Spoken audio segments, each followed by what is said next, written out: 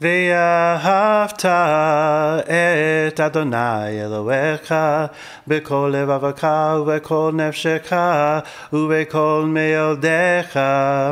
ויהו הדברים האלה אשר אנוכי מזבבך היום על לבביך, ושיננתם לבניך ודיברת בם בשבתך בביתך ולכתך בדרך וקשוקך וקומך, ושרתם להיות על ידיך, ויהיו לטוטפות בין עיניך, ותרתם על מזוזות ביתך ובישעריך, ואהבת לרעך כמוך.